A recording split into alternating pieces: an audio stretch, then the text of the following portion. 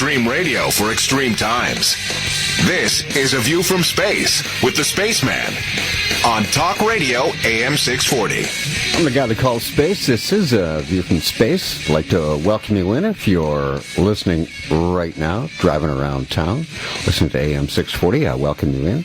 Or if you may be at work listening, using the AM 640 app, I welcome you in too. If you're listening to me right now on Shaw Direct on channel 865, I welcome you in also. Or if you're listening to what some call the best seat in the house, sitting in front of your Mac, your PC, logged on to am640toronto.com, picking up the streaming there, I welcome you in. Or if you're listening to me tonight on your 3 or 4G personal communication device via the Stream the World software, I welcome you in. Wherever you are in the world, I welcome you in. As you know, Satanism, or Luciferianism, has ruled for 7,000 years and more. And many of these dates have a great satanic significance. In a lot of cases, they override what they are ancient dates of importance in the pagan world, now called Christian. The Illuminati believe the esoteric or occult knowledge is in itself neutral. It is the mind, and so the energy called upon, that determines what the outcome will be. As negative as many of the energies existent upon planes outside this third dimension, there's an equal balanced and benevolent energies waiting to be called upon with far more power. The Illuminati believe they tap into this power. The reason this earth is imbalanced, they believe, to the negative is because most who utilize energy do so in the quest for personal wealth. With the Illuminati, they're born into it. There is no quest for it. But power is something that they don't have complete control of and are working on to subdue the entire world. Something the balanced energies don't offer. The Illuminati believe such spiritual power is the consequence of enrichment of one soul, but done in a balanced way, benefiting all and not the self or ego or aspect of man, what the Aboriginals call working with the earth, as opposed to calling on energies outside the earth for personal power to lord over others, from where the sickness of civilization comes from. The whole of what we call civilization and culture is controlled by keeping man's energies focused on 3 lower chakras, the Illuminati belief. Beneath the heart, root chakra equals Judaism, by the way. Sacral chakra equals Islam, and Christianity, the polar plexus chakra, the trinity of total imbalance. Made so because these 3 are below the heart chakra, therefore canceling out love. And as the energy travels up the chakra system, it's imbalanced, so the human cannot utilize the upper chakras. Man is fixed in the underworld. It's the fall of man. Now, as you know or may not know, I've said this quite a few times on the show, the male winter god begins his reign during the autumnal equinox called Mabon in the world of the occult. The ritual takes place September 21st every year, or around that date, and ends March 21st every year, when the goddess comes to life during the spring equinox. Did the play-by-play for you the last couple of weeks on this. March 21st is manifest as the first sighting of the newly arrived spring goddess. And then, on May 1st, the transformation to the second manifestation of the goddess of the night of Beltane. May Day to you the next day, May 1st. All celebrated today in this world because Luciferianism is still ruling after 7,000 years. The woman's power is now made manifest on the earth until the autumn, and then we'll see a change.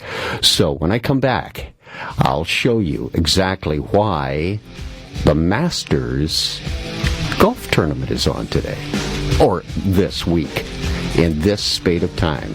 It's the Spaceman on Talk Radio AM 640, and I'm just getting started. I'm the guy to call space. This is a View from Space, Talk Radio, AM 640. Emails, please only. That's the way I communicate.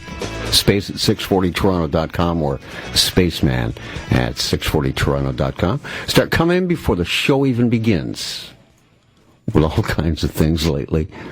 So I was saying before the break, I started the show giving you a thumbnail view of the ascension of man to become a god. Through alchemy, transformation. Day of the Masters is upon us one more time here in this spring equinox, where the woman rises and is manifest in her first sighting. And then on May 1st, the second sighting, the second manifestation of the goddess of the night on Beltane, April 30th into May Day, May 1st. Then, for the final and third time, the woman, the power of the woman is now made fully manifest, wielding all of her power as the Earth Mother. She's called that a 1,000 other names. Diana, Gaia, Ishtar, Isis, Semiramis. On that third and final manifestation of the year, that goes from the spring equinox running all the way to September 21st, the fall equinox, when man once again becomes the dominant force on the earth. She is called the Crone. On the fall equinox, the goddess relinquishes her power to the now once again dominant male, passing her supreme authority to the male sun god. The moon goddess goes back to Hades. That is until March 21st next year, when the goddess again rises, takes this supreme authority back again. This means that throughout the occult year, the satanic year, the male god rules for 6 months, and the female goddess rules for the other 6 months. Another example is showing up in the duality of nature principle of the Illuminati's god, Lucifer, can kill you or reward you. He does good and evil. So here's where all of a sudden pops up what everyone has been kind of waiting for, I guess, if you're into American politics. When is Hillary Clinton going to declare? Because everybody knows it's going to happen. So it's this weekend. And this is where the news of what Hillary Clinton is about to do this weekend on social media, and that is to announce that she's going to run for the presidency of the United States. And it fits in with the ritual of women rising up with personal power I just talked to you about, and her pre-planned announcement of her intentions to run. They are so deeply into the occult. You cannot believe it. In the real world, which is never, ever, ever hinted at even in the Illuminati-controlled mass media, except for the symbolism. And if you don't understand, you miss everything that's going on. It's all in the meanings. And words have two meanings to create the confusion, don't they? And the secrecy. The word crony. You know, that old crony, that's where we get that word from. Here's the meaning. The crony is a stock character of folklore and fairy tale from ancient days past. She's an old woman, the crony. In some stories, she's very disagreeable, malicious even, and sinister in her way, often with magical or supernatural associations that can make her either helpful or obstructing. Do you see what I mean by the duality of the nature again of this god? Because the woman and man are both Luciferian controlled in the occult. Satan is androgynous, both sexes. So in some sources they say she's a malicious, sinister person, and in other ones, she can be that archetypal figure, a wise woman. As a character type, the crony shares characteristics with the hag also. The word crony, that old crony, is less common for old woman. It's more likely now to appear in reference to traditional stories than being used today. The word came further specialized as a third aspect of the triple goddess when it was popularized by Robert Graves, and later in some forms of neo-paganism, particularly Wicca, in which she symbolizes the dark goddess, the dark of the moon, the end of a cycle. As I've already stated, in the New Age and feminist spiritual circles, a croning, a takeoff of the crone, that old magical woman in fairy tales, a croning is a ritual rite of passage into an era of wisdom, an era of freedom and personal power. Can it be put more succinctly? Personal power for Hillary Clinton declaring today that she wants to be the leader of the American empire, a one-time super global power, albeit losing its grip on power and influence now. Another ritual with these same implications, man dominating, or woman rather, dominating over man in this time of year, and the occult reasons for it taking place, was Tiger Woods, reappearing this year at the Masters golf tournament, showcasing and bringing back the echo story of Elan Nordegren in the Tiger Woods show back in 2010, staging one of the biggest, spats in public sporting history, probably of all time.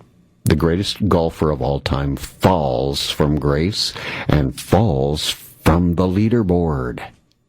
Now, I believe, sitting at something like 104th in the world.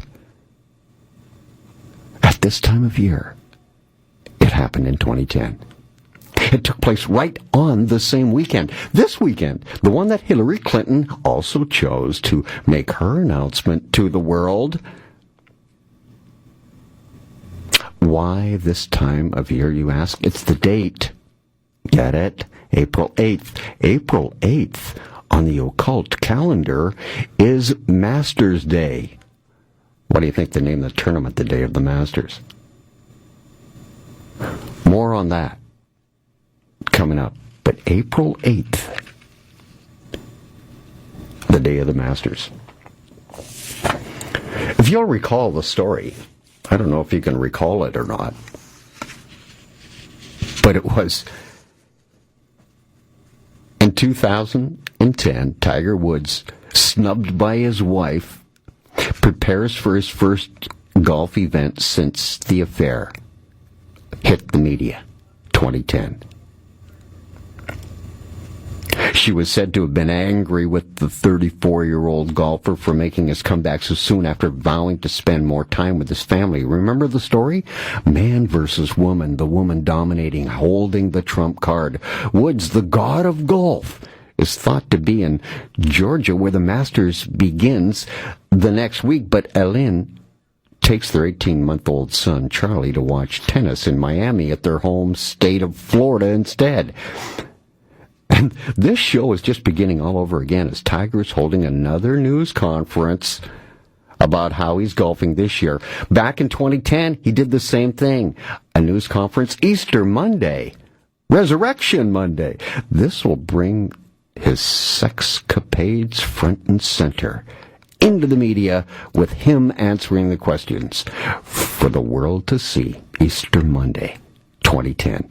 Most people thought that the Masters tournament at Augusta was chosen for Tiger Woods' return to golf because of the tight control this place had and still has on its crowds and its players, so that there will be no heckling from the gallery once he started playing that game. But But that was only part of the reason. The gallery for the Masters at Augusta is made up of only the elite, you know. Just anyone cannot get into the Masters tournament. Those who are given access to tickets and are around those greens are few, and their names and addresses are kept on computer files. So you'd be jeopardizing your accessibility ever again to come there if you were to say anything at all. Break any protocol. It's unlikely, and no one did, that anyone would. Augusta is one of the very few golf courses in the world that does not allow women to play on it until just a few years ago. It was IBM's CEO, female CEO, who was the first one to play. They also had a rule that no blacks could ever play at Augusta, and all caddies had to be black, which has since been dropped. You get where I'm going with this. Augusta and its 18 holes are occultly mapped out as an esoteric trip to an enlightenment. That's what the Masters is all about in the day of the Masters. Sounds unbelievable? You keep listening, and I will lay out the facts for you, and you will not doubt it for a moment when I'm finished. Yes, Tiger held that news conference on the Easter Monday and shot a bad round of golf. And he showed also in that news conference, I was talking about the chakra at the very beginning, the Buddhist religious symbol, the birth bulla on his wrist. He was promoting Buddhism. He also wore it while he played the Masters that year in Augusta.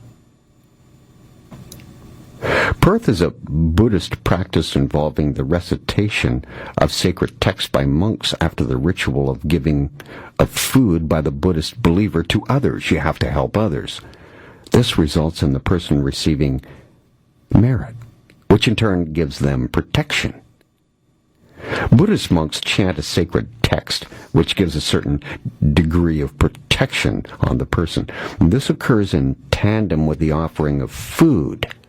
For this protection to be attained, a thread is passed around which everyone present holds while the chanting takes place.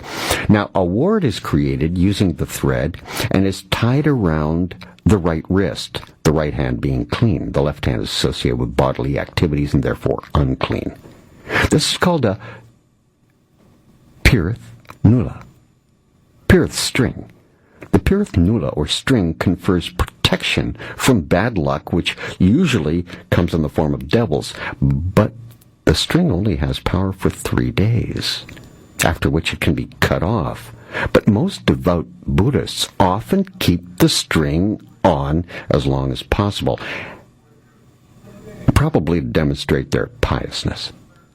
I should mention that these practices are pretty much magical and are not doctrinally certified. For example, there's a little in the Buddhist texts which actually justifies these kinds of activities, and you know, in fact, it's only through the commentarial tradition telling the stories that these activities are actually promoted. What's more, pirith bulla is a uniquely Sri Lankan religious practice, although other magical Buddhist technologies are present in other Buddhist societies. For example, Burmese Buddhists have a similar ceremony. So that's what Tiger Woods was also promoting at the Masters tournament in 2010. And as you know, you saw how it ended up. Tiger Woods beaten by the woman, really. And then that Masters tournament really was the downfall of him. And he will never win another Masters again. My personal take is this. You know, you have steroids in baseball, or had, or I believe still have. They got a gatekeeper that allows some to use, some not. And some are punished and some are picked out to keep secret, I believe.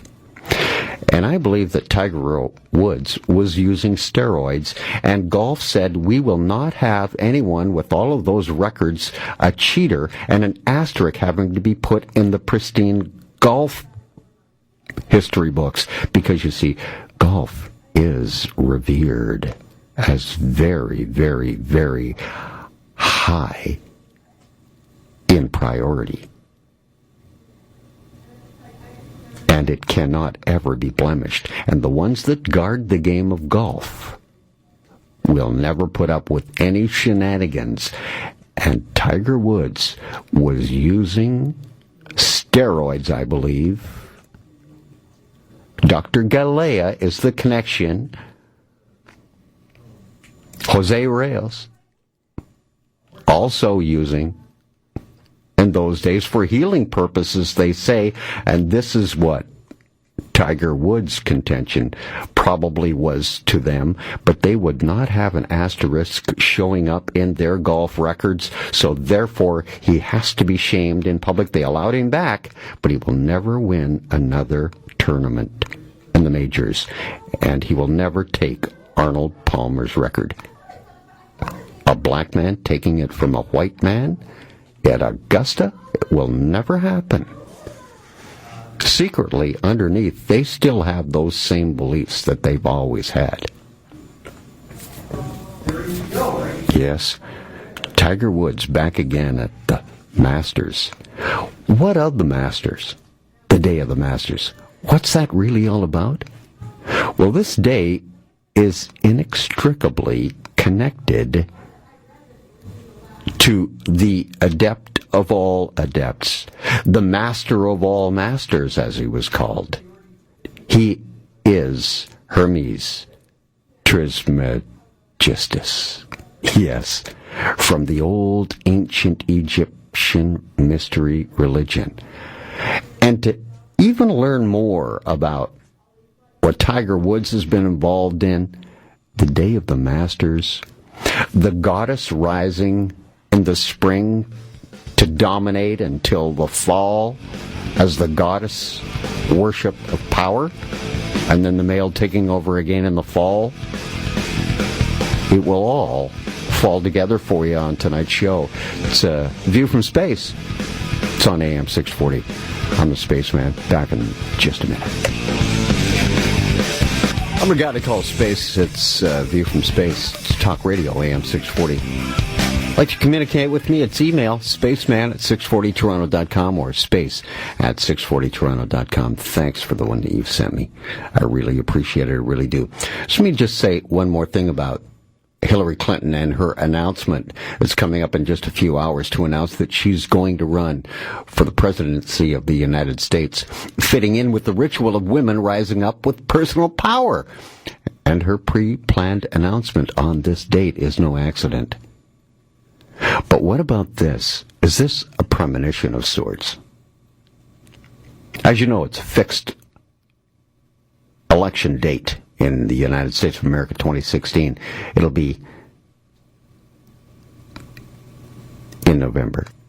November happens to take place after, and the election will take place after the autumnal equinox, when the male dominates once again. Will Hillary Clinton be the victim, running to lose? And as the autumnal equinox sends her to Hades, the underworld, not to rise again until the spring of the next year. Well, and the male dominates? Would that not be a premonition if that's the way the election came out? Whatever male was rung against Hillary Clinton won?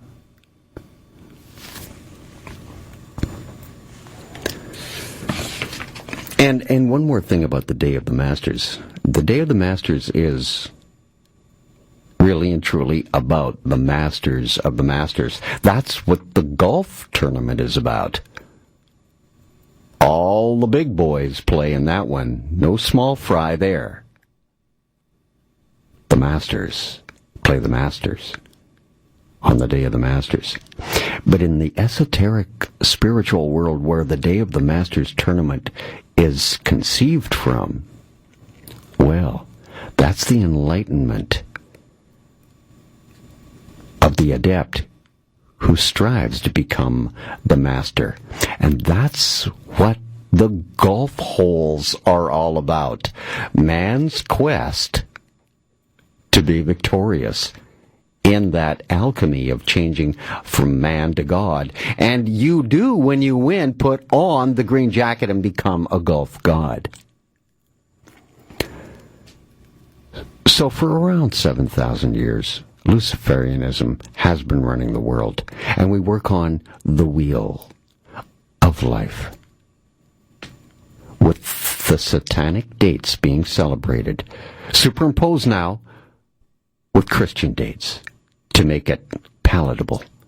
Easter, Feast of the Priapus, Festival of Isis, falls near April 1st, the Day of Ishtar. New Year's Day for the Assyrians.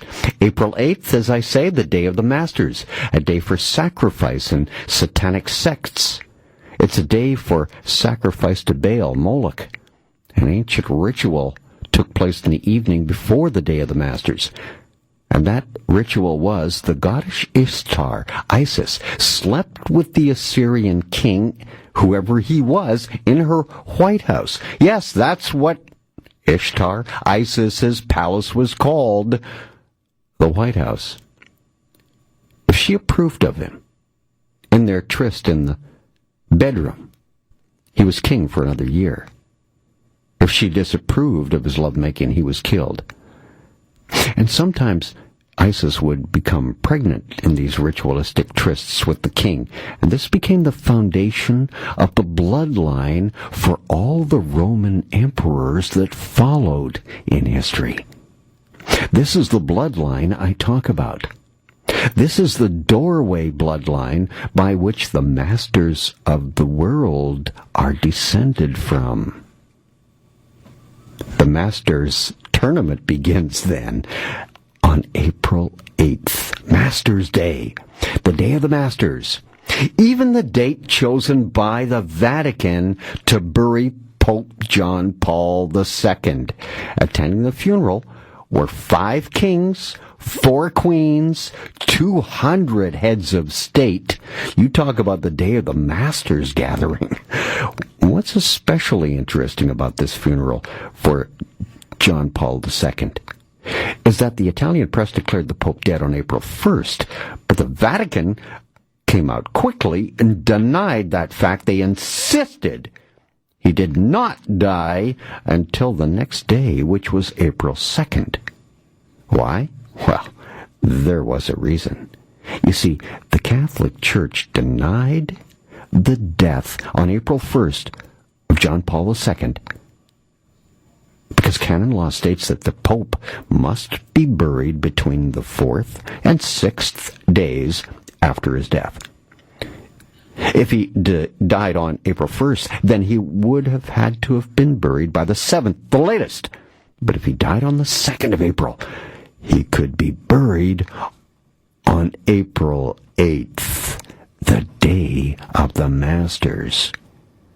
Remember, the Catholic Church was founded by the approval of the Roman emperor, whose descendants are traced back to the Day of the Masters, where the trysts with Isis, Ishtar,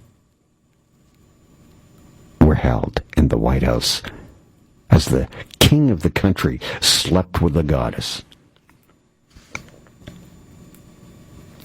Yes, the Mass at St. Peter's Basilica was the first Mass of Requiem for a Pope to be televised live in almost every nation of the world because it was on Masters Day.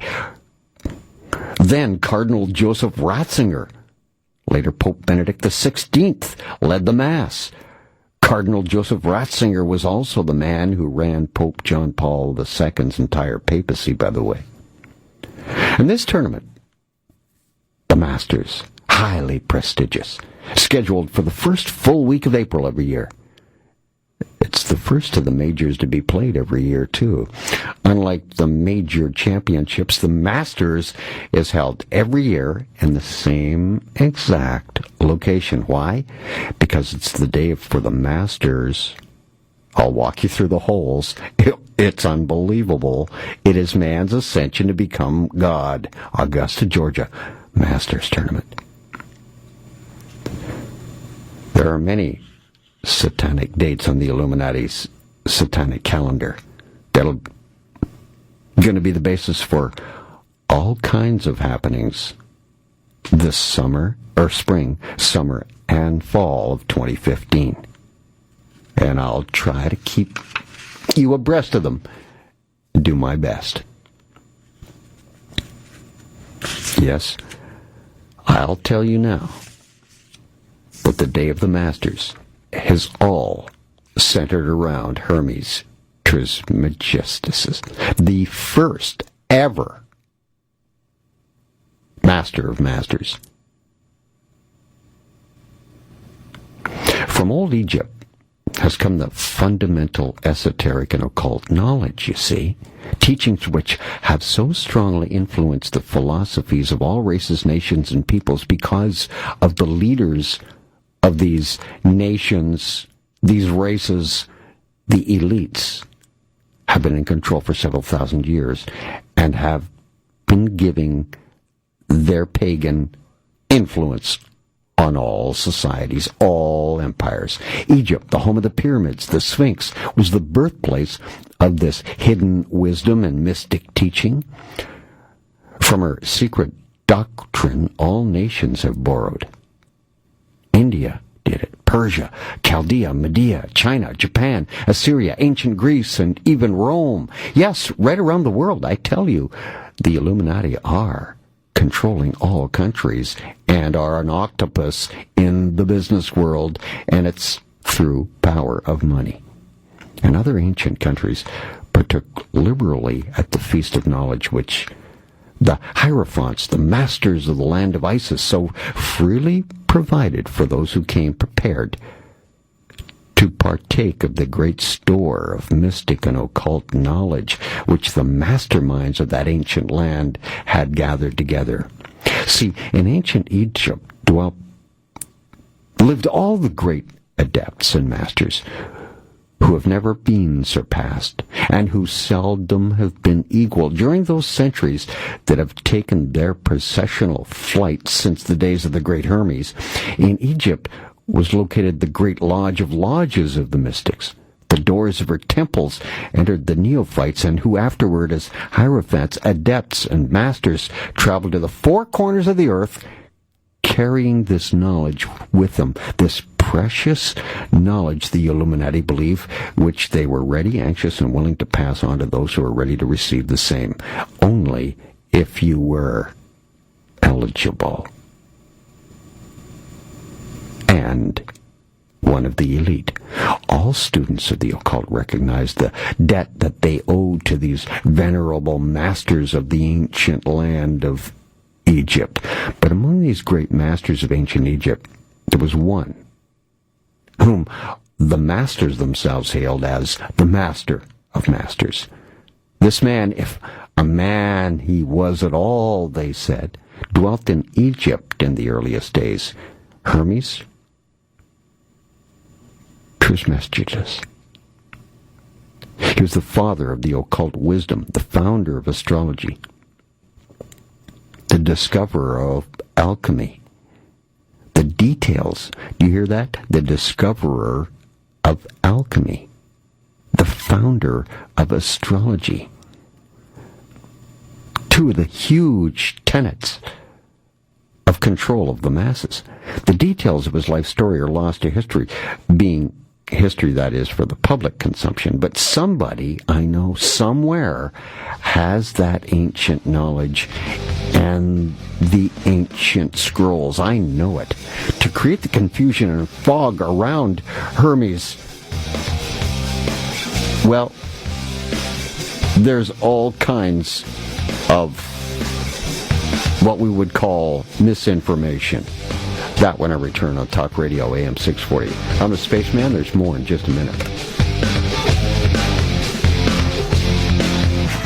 I'm the guy to call Space. It's a View from Space, Talk Radio AM 640. Got a thought? Got a question? Got some information you'd like to pass along? Space at 640toronto.com or spaceman at 640toronto.com. Or if you have a critique of the show, feel free. Or if you just want to say hi and where in the world you're listening to, please feel free. RG writes, I've been watching the Masters this week. I've noticed one of the former winners, Ben Crenshaw, do the devil sign at the end of, the devil horns, at the end of the interview, and do a Masonic handshake with both of his interviewers. BJ writes, hey, Space, I was wondering, why do they award the green jacket to the winner of the Masters? Prize money for the winner of the Masters is $9 million. I know. The number that's the favorite of Satan, 9. Why a green jacket? Green is affiliated with the planet Venus, of which is Isis, of which is Ishtar, of which is Athena. Well, you get the picture. Green is the female version of Satan. And Earth also is affiliated with the color green. So you have the female version of Satan, Venus, affiliated with the green, and Earth. And I would suggest to you that Earth is the place that the Masters golf tournaments played on, and of course now you know that the god of Augusta is Satan. And green, of course, is the color that he hid in the Garden of Eden. Now you know why they use green. Now, these masters, these esoteric and occult teaching masters of the masters, were the ones who passed it on from around the world. They went. And it's in every single culture, as the bloodline of those Roman emperors is also scattered around the world, leading all of the countries. This matrix is real and very, very hidden. So Hermes Trismegistus, father of the occult wisdom, founder of astrology, discoverer of alchemy, transformation of a man into a god. Lost details on the story, but of his life, but hidden for a reason. And his confusion reigns supreme around the information, the fog that surrounds him, to give you that confusion, so no one never really either knows or doesn't know. Words have two meanings to the adept. See, several of the ancient countries disputed with each other in their claims to take the honor of having their country as the birthplace of Hermes, the great master of masters, who had all of this originally, was the one with this knowledge. Now, this was thousands of years ago that he was on the earth. The date of his trip in Egypt, his lifelong trip in Egypt, which was supposedly his last incarnation on this planet, being his 7th. You've heard of 7th heaven. 7 incarnations here on earth, and you're perfected man and become a god and no longer return in a human body. but our spirit. Supposedly, the seventh was his last incarnation on the planet in Egypt. But it's been fixed at the early days of the oldest dynasties of Egypt, long before the days of Moses even. Some researchers even place Hermes living at the same time as Abraham, the father of the Jewish and Islamic religions. I believe that he came after Abraham, but was given the knowledge by Abraham, passed on to Hermes. Another supposed source for Hermes is spun in the opposite direction, in that some of the Jewish traditions go as far as to claim that Hermes was, in fact, the guy that Abraham learned from. Or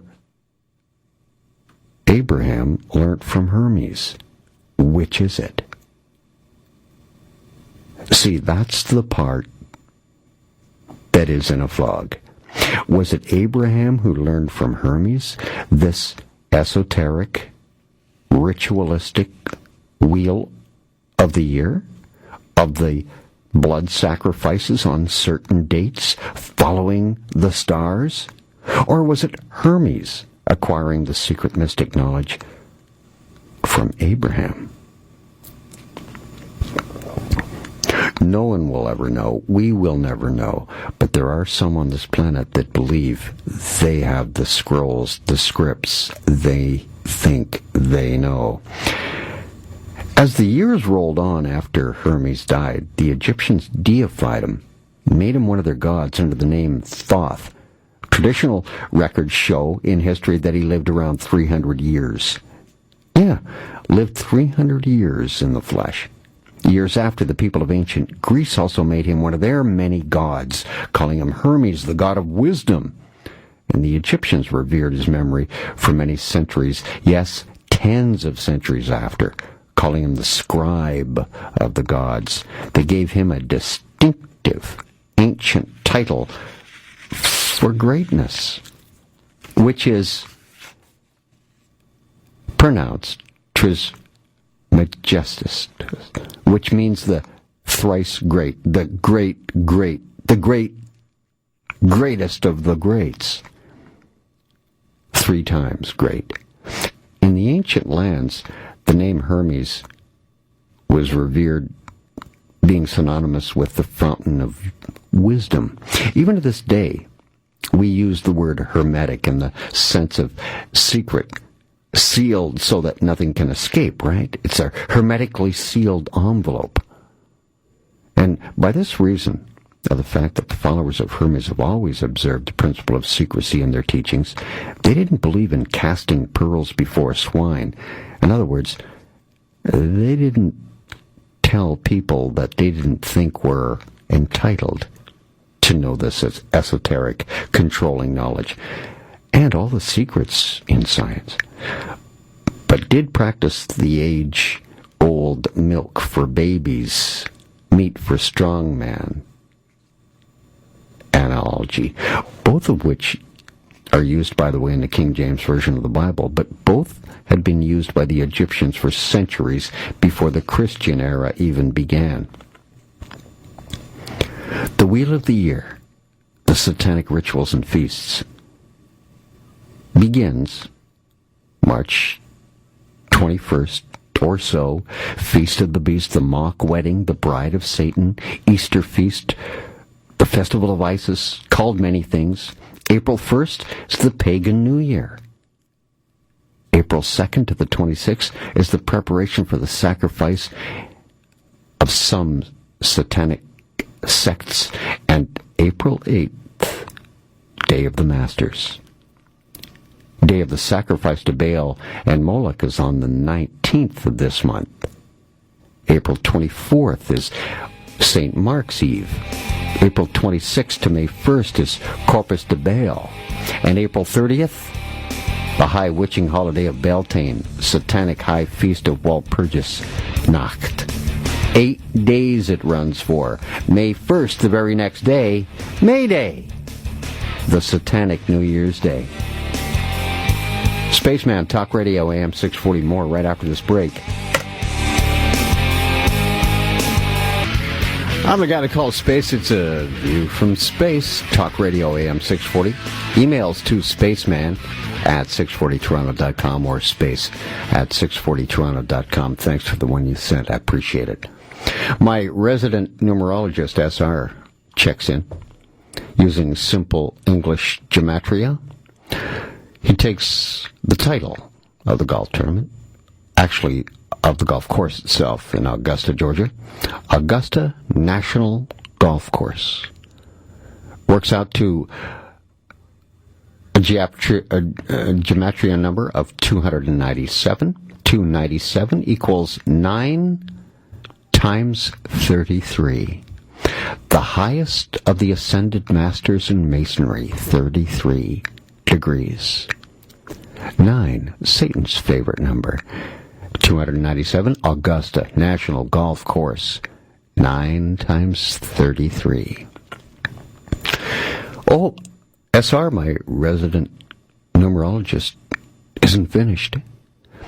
He goes on to state every single golfer total of prize money, their totals is a 9 when the number is broken down to a single digit.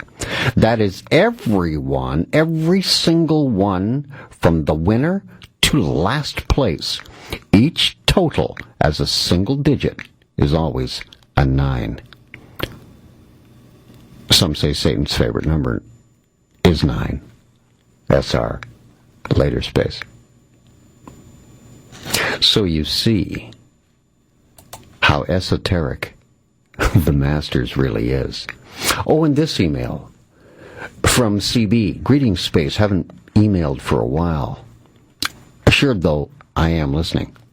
And all things equal, I'll be listening tonight from what some call the best seat in the house. Not sure if you mentioned it, but there's so much going on these days, it seems. But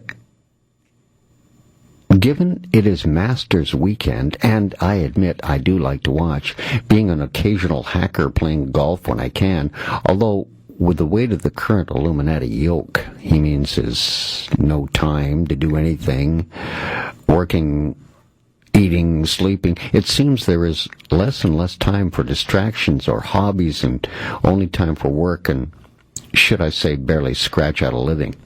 Anyways, I was wondering if the holes being named for various flowers, for an example, Chinese fir, holly, etc., at Augusta National Golf Course, had any significance. And it has incredible significance, which is the reason why I read that person's email to you. I'll point it out to you, which I've already alluded to really at the beginning of the show. The Augusta Golf Tournament, the Masters, the first tournament of the year, and the PGA, the most prestigious PGA, have their golf tournament on an occult day connected with Hermes Trismegistus, which means thrice great, the greatest of the greats, the one who had the esoteric knowledge of how to turn a man into God, and the 7 incarnations you must have to reach that Godhead here on earth. You've heard of it, 7th heaven it's called. But the satanic rituals and feasts have been going on and practiced for over 7,000 years because Luciferianism is the religion in this world, superimposed over by the religion of that empire. Today it's the Christian empire, with Christian dates put on top of ancient pagan dates. As I went through part of them for you, I left off on May 1st, the Satanic New Year's Day. May 8th is St. Michael's Day. Lucifer leaves heaven in the satanic calendar. May 9th, 11th, and 13th, Lumeria, 3 days of Romans All Souls holiday begins. June 21st is, of course, the summer solstice, high point of the sun cycle.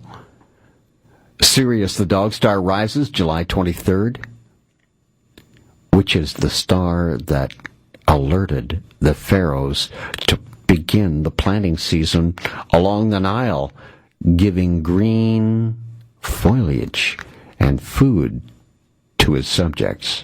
And only the pharaoh knew when to plant the seeds. Sirius, the dog star, rising over the Nile's horizon, was his cue, July 23rd.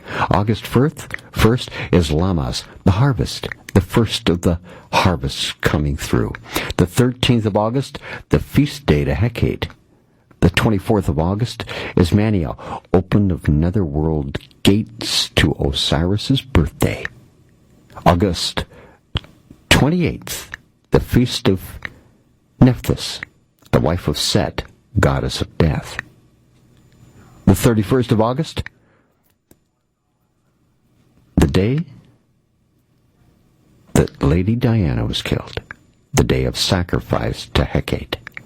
September 6th, the marriage to Satan ritual is performed. September 7th, the Feast of the Beast is held. And September 21st to the 22nd, the fall equinox, where the male becomes the dominant one once again for his 6 months. September 23rd to October the 2nd is the Mysteries of Eleusis, the 28th entering of the Gate of Mysteries. October 2nd, Durga Puja, devotion to Kali in the Buddhist religion. October 5, opening of Mundus Ceteris. October 10th is Dashara, Kali's victory over her vanquished foe. And October 26th, Mars, the end of the year, Celtic year. October 31st, All Hallows Eve, preparation for the Isis, Ring of Six, the resurrection of Hathor, Nephthys, Horus, Isis, Osiris, Anubis. November 1st to the 5th, All Souls Day.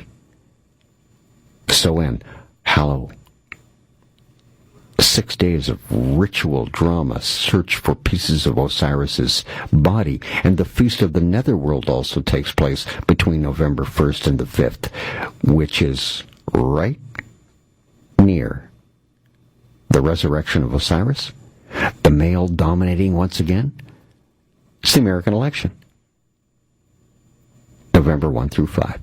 November 6th, Lord Lion's Special Court. November 7th, Hilaria Mania, opening of Mundus Ceres, the rebirth of Osiris again. December 21st, the winter solstice. Then the occult wheel of the year begins the same cycle again, with a festival of fools in January. Epiphany, the 12th night of Kori, giving birth to the manifestation of divinity. All the way through to the old Epiphany Dream Festival of Pleiades for 3 days in January. Midwinter, January 20th. And then Groundhog Day, Candlemas, as the world begins to wake up again.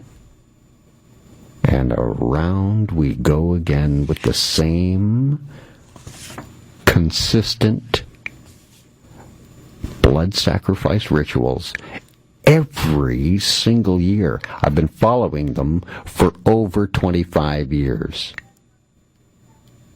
It's always manifest itself on those dates, or right near and around.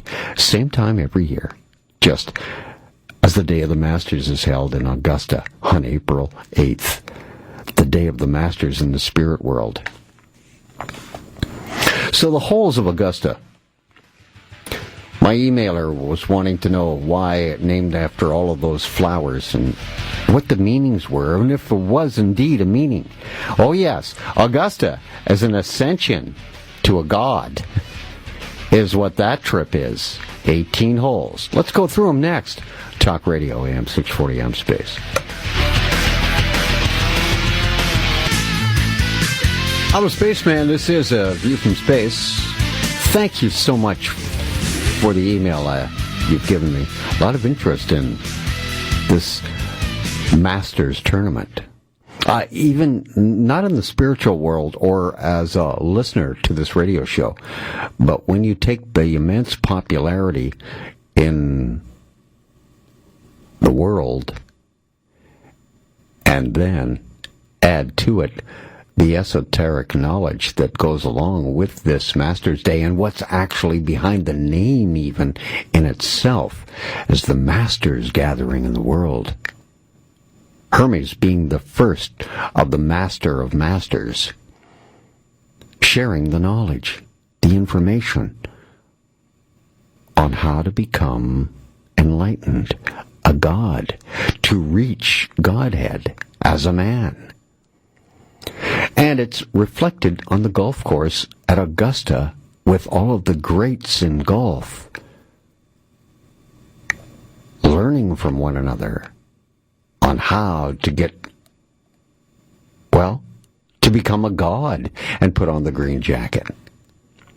By the way, my resident numerologist back at it, SR, writing green jacket.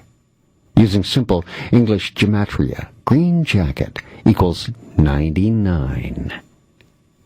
In numbers, that's 3 times 33, or 9 times 11. Whatever way you look at it, they're nines. Satan's alleged favorite number, 9. It's all over Augusta. Can't wait to find out what hole 9 talks about, huh? Well, the holes actually are named after flowers, shrubs, trees. And they are for a reason, because each one of the flower, shrub, tree has an esoteric spiritual meaning.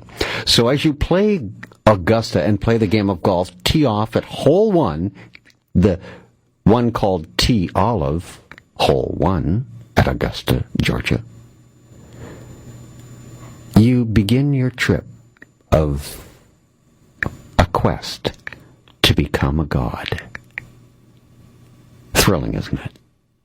You're going to probably turn on the Masters because you have listened to this show to see just what will happen on these different holes with these different meanings with the different players.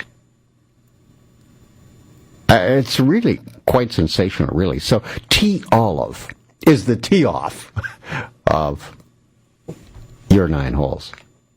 18, sorry. And a tee olive is an evergreen shrub, or small tree.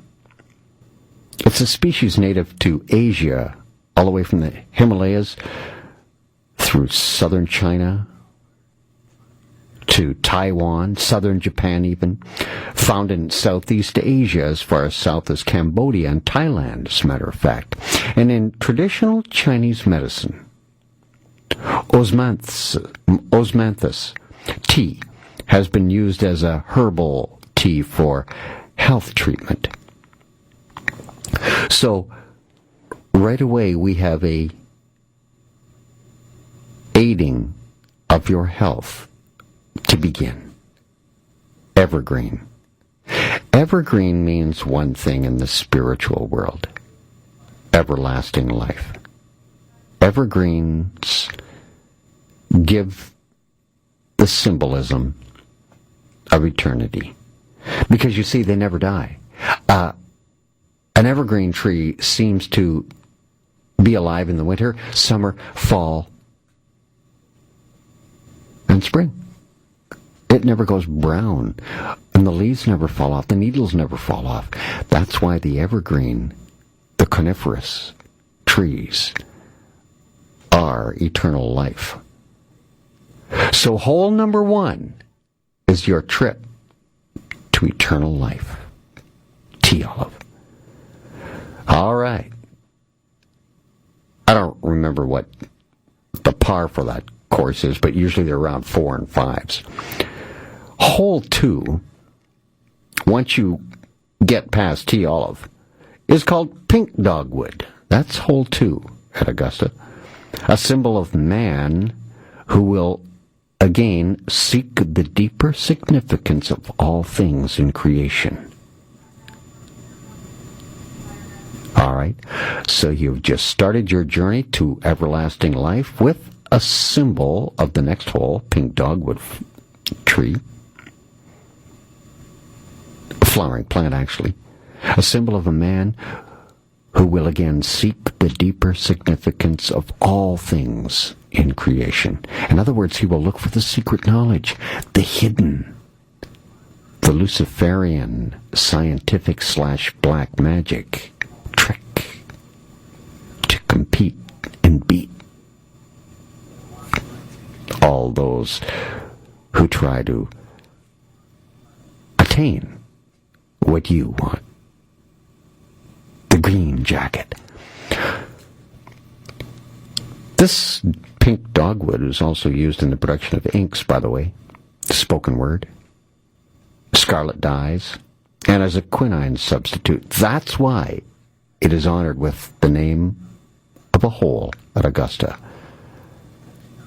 The trip in golf that leads to enlightenment. Well, the hard, dense wood is used for other things, too, in the pink dogwood tree. Hole number 2, a quite useful hole, named the pink dogwood, because you see, the wood is hard enough to use it to make a golf club head out of, to make mallets out of, wooden rakes with teeth, tool handles, jeweler's boxes, butcher's blocks. I believe the pink dogwood was the sacrificial block for many a head to roll in ancient times on human sacrifice. Hole number 2, the pink dogwood at Augusta. Once you've achieved that hole, you move on to 3. Flowering peach, it's called. Hole number 3 at Augusta. While orange roses celebrate new beginnings, pale peach or pink flowering peach roses celebrate the closing of a deal. Hole number 3, the royal number here. When things have gone beautifully well and reached their natural closing, pale peach or pink roses grace the table. Peach roses are therefore a symbol of harmony, peace, great cheer. The peach roses are used to express the geniality and cheer of a get-together. It's native to northwest China also, and the scientific name, persica, along with the word peach itself, in many European languages, is actually taken from an early European belief that peaches were native to Persia and Persia only. The ancient Romans referred to the peach as malum persicum, Persian apple, meaning Persian apple, later becoming French perche, hence the English peach. And number 3, it's royalty. It means celebrating the closing of a deal. Things have gone swimmingly and reached their natural closing. Alexander the Great introduced this fruit, the peach, and its flowers, into Europe after he conquered the Persians, from where the name peach comes from. Alexander the Great, of course, that holy royal bloodline that I talk so much about. That's hole number 3. Of course it would have to have one of the bloodlines of the Merovingian dynasty family. Alexander the Great.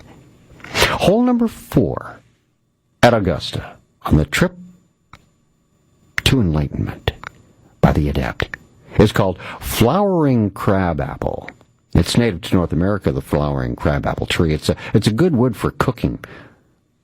Yeah, you build a cooking fire with, because it burns hot and it burns slow and it doesn't produce much flame. So you don't charcoal whatever you're making. And smoke from applewood, an applewood fire, gives an excellent flavor to smoked foods. It also has healing qualities. Listen to this. The Cancer Research UK division is even chirping in on this.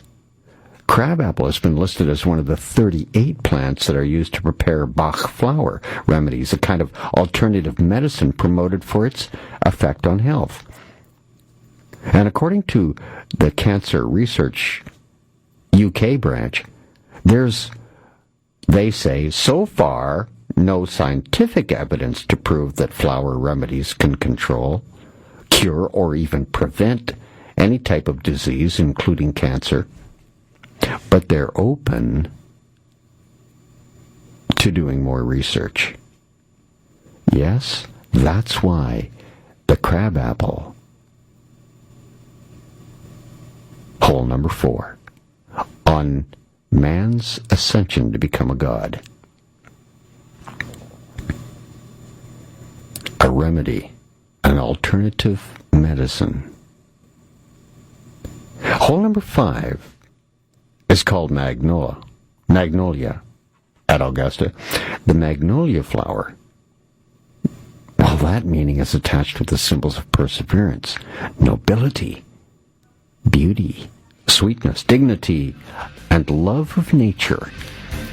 The white magnolia's flower meanings include purity and perfection. The pink magnolia flowers mean youth and innocence added with the joy, and a tree native to the southern United States too, the magnolia.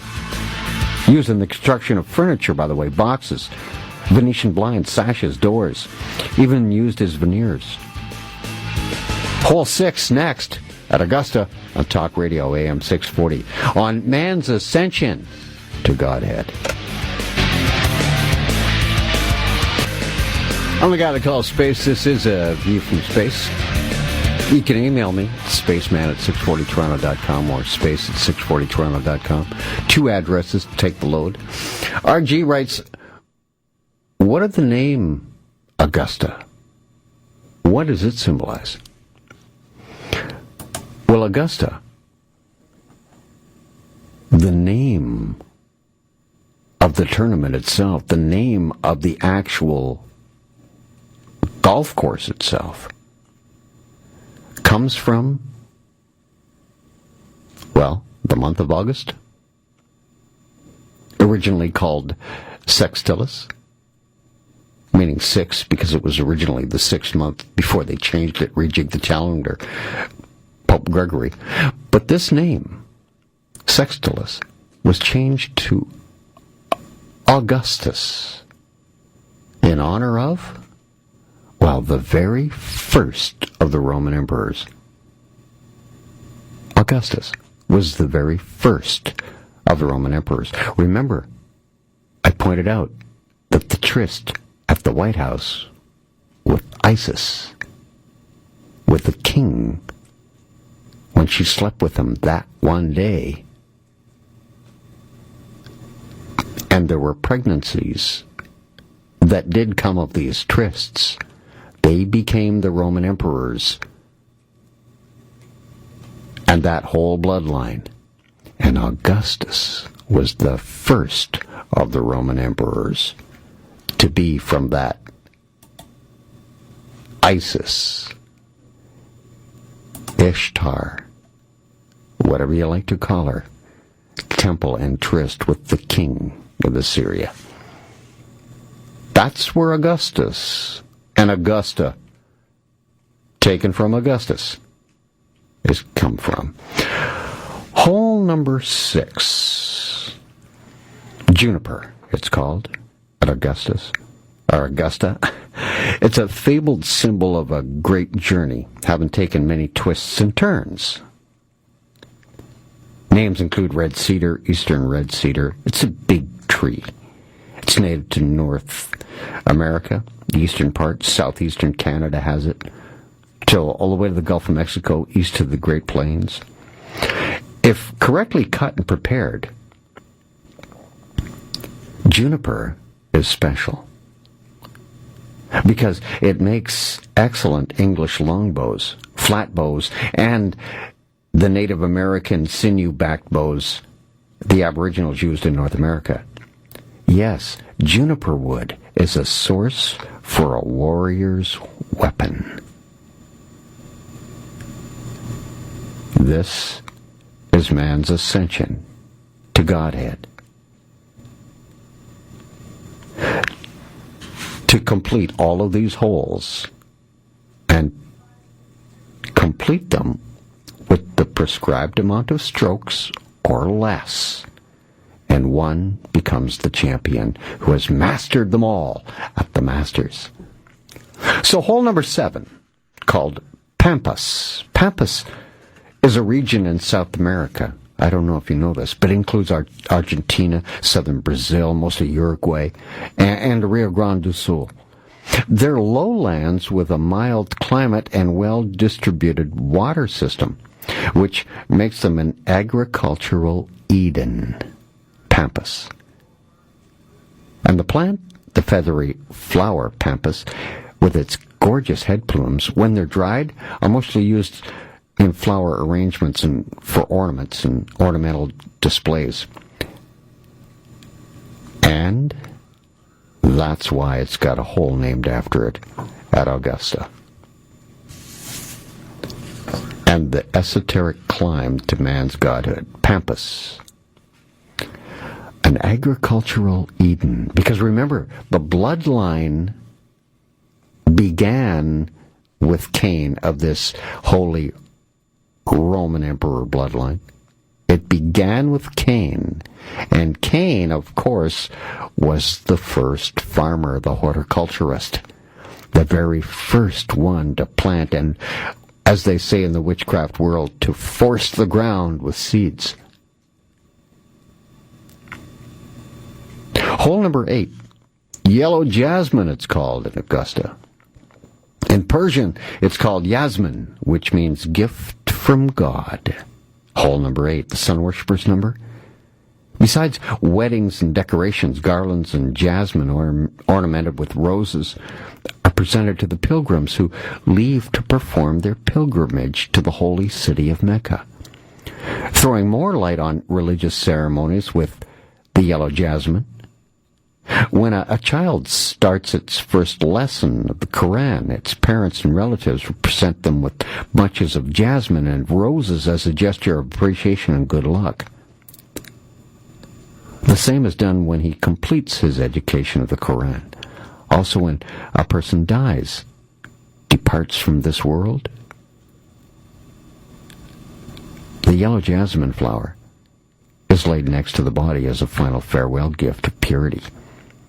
And it's actually a twining vine that rolls around the trees at Augusta. And the sap can cause skin irritation in sensitive individuals, and children, mark it here, mistaking this flower for honeysuckle because it looks exactly like them, have been poisoned by sucking the nectar from the flower. The nectar is also toxic to honeybees, by the way, which can cause brood death when gathered by the bees. So, hole 8, the sun worshipper's number. Wow. There's a bit of danger there. But, in Persian, it means the gift of God. The yellow jasmine is that flower that appears at weddings and decorations, funerals, religious ceremonies. When you're starting out on a pilgrimage, as you are here at Augusta, with not quite half the course completed at hole 8, the yellow jasmine. Hole number 9, Satan's favorite number, is called Carolina Cherry. Cherry blossoms are a symbolic flower of spring, of course, a time of renewal and the fleeting nature of life. You see, the cherry blossom tree, blossom itself, very short life. After their beauty peaks in around just a couple of weeks, the blossom starts to fall right away. It's a flower tree that's native to southeastern United States only. It's a small to medium oversized evergreen tree. Evergreen means, of course, to live forever. Number 9, Satan's favorite number, wants to live forever. Number 9, the Carolina cherry. The fleeting life in nature. That are born, die. But it's evergreen. You live forever. At hole 9, Carolina cherry, Satan's favorite number. Hole number 10 at Augusta is called camellia. Camellia flowers are considered a symbol of desire, passion, refinement, really, even. It's a genus of the flowering plants of the family Thecae.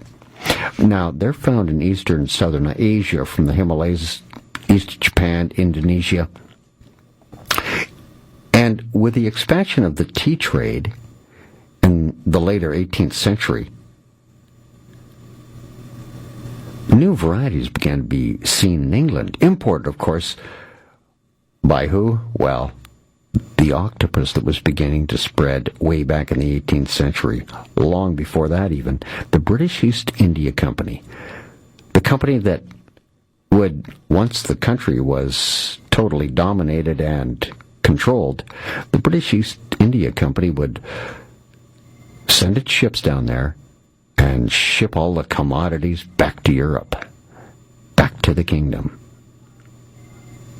And the British East India Company was connected with this camellia, these camellia flowers, because the expansion of that tea trade, new varieties beginning to come to England through the British East India Company, as I said, and the flowering plant is known as the Japan rose. Now, rose is royalty, the holy royal bloodline, representing the titular crowned heads, the rose. That's why we had the War of the Roses in England, whites versus the reds, which was exactly like Egypt was, the white north versus the red south, as Egypt, south and north, were finally united by Akhenaten, the sun king, the pharaoh, the very first sun king pharaoh of ancient Egypt. Now, British East India Company's John Slater was responsible for the first of the new camellias, the double ones, in white and stripped red flowers, imported in 1792, as a matter of fact. And more camellias imported in the eastern India region were men associated with the patrons whose gardeners grew them. A double red for Sir Robert Preston in 1794. The horticulturists bred that flower for, and the pale pink one was named for Lady Hume's blush, for Amelia, the lady of Sir Abraham Hume of Wormleybury, Hertfordshire, in 1806. See, the camellia tea leaf and tea flower was imported from England to, well, America, 1797, with Colonel John Stevens, when he bought the flower as part of an effort to grow attractions with the Elysian Fields in Hoboken, New Jersey. The Elysian Fields, by the way, are an ancient ritual that happens in the Satanic calendar. I'm Space, back with more next on Talk Radio AM 640. I'm the guy they call a spaceman. This is A View from Space. It's Talk Radio AM 640. I communicate by email. I have no cyber footprint, really, to speak of, except for at work. I have two email addresses, space at 640toronto.com or spaceman at 640toronto.com. I have no website. I'm not on Twitter. I don't have a Twitter account. I don't have Facebook. I don't have a cell phone. Tiny cyber footprint. I just refuse to reveal my whole life to the surveillance machinery. I just feel it's too intrusive. I'm going through the halls of Augusta right now. The Masters tournament, the day of the Masters. Of course, it's reflecting Hermes Trismegistus, the thrice great master of the masters of the esoteric knowledge on how man can become a god.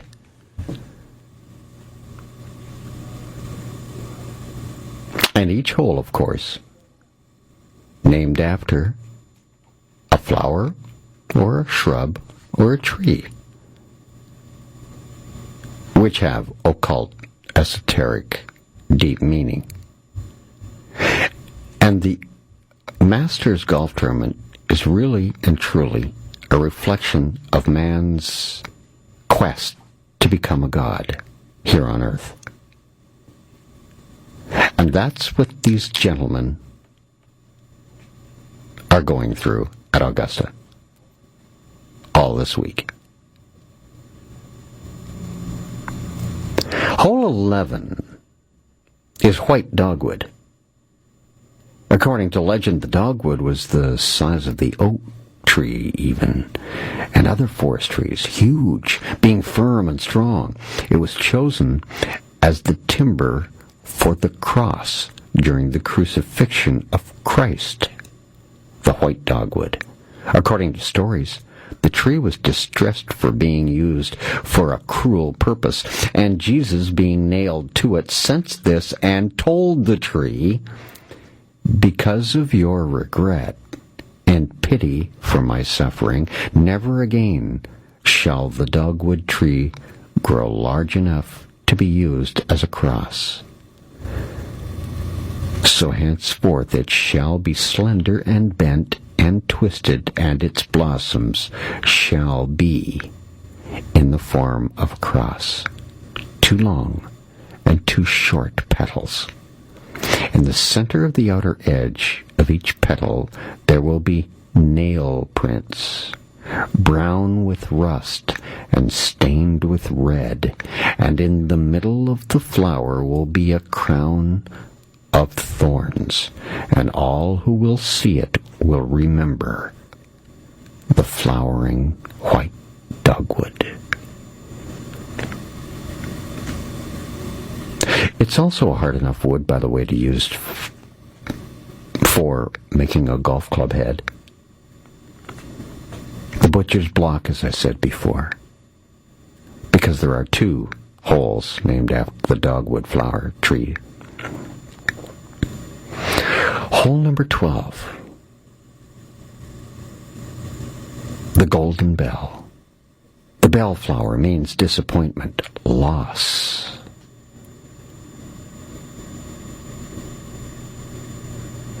The early spring flowering shrub, the golden bell, is a plant that's believed to also not only just disappoint and means loss, a loss of some type, but the plant also has healing powers. Yeah, the duality, once again, on the royal hole of 12. Breaks down to a 3, you see the royal number, the perfect number. So it has to reflect the duality of the nature of their god, Lucifer, and it does.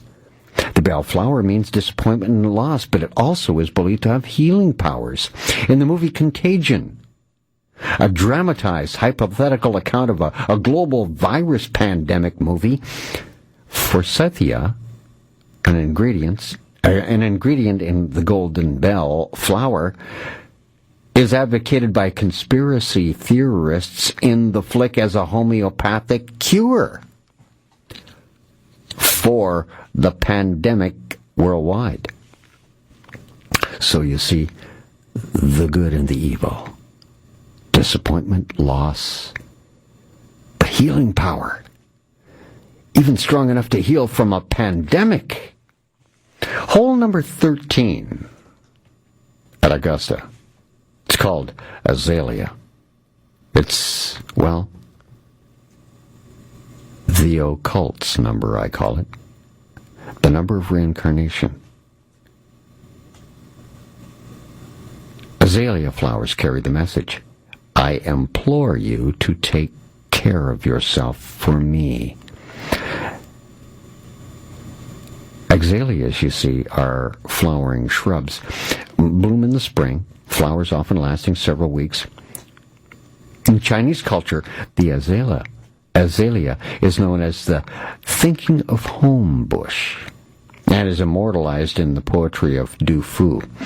Now, here's where the 13 starts to rear its head. The azalea was once so infamous for its toxicity that to receive a bouquet of azaleas in a black vase was a well-known death threat.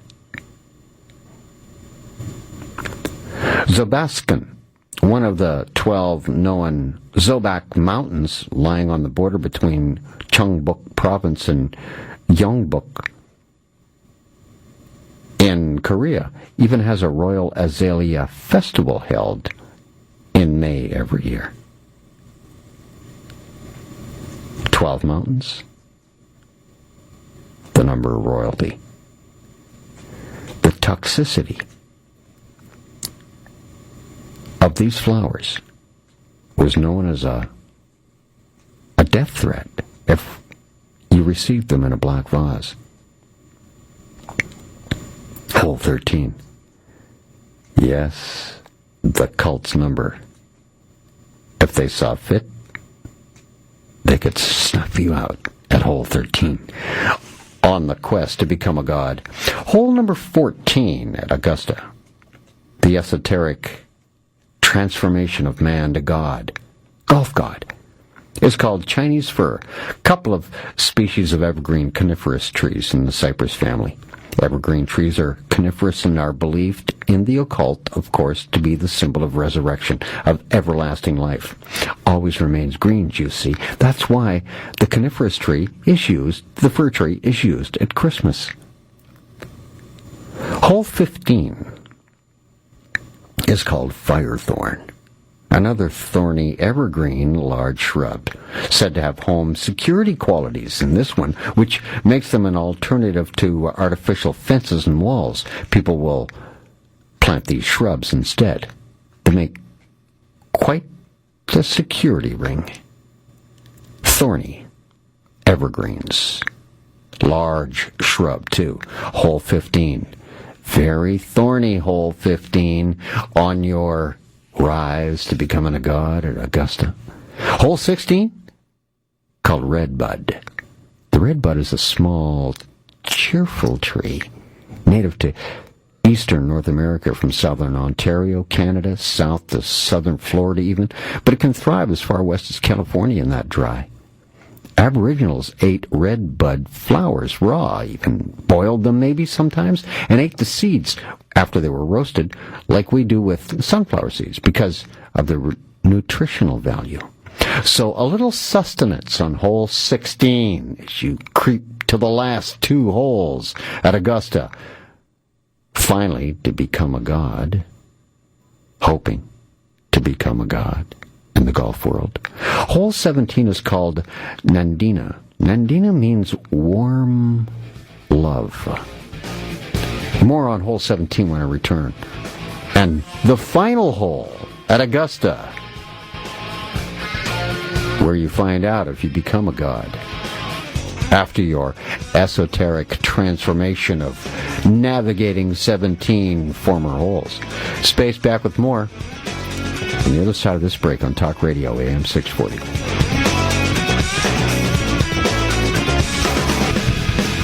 I'm the guy to call Space. I've got a couple of addresses if you want to email me. Spaceman at 640toronto.com or space at 640toronto.com. What I've been doing for the past few segments is going through the holes of Augusta as I describe them, which have names of shrubs, flowers, or trees, all 18 holes.